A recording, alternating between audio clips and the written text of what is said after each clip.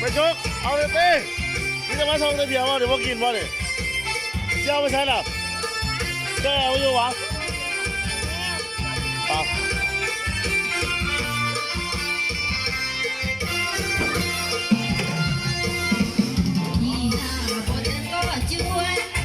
ขอบใจเด้อขอบใจเด้อ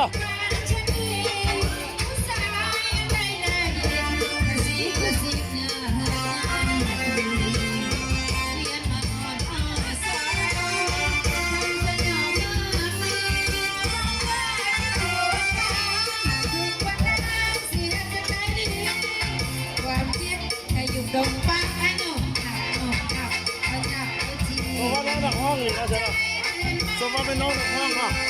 ไอ้น้องเขาโอเคแน่นอนขนาดนั้น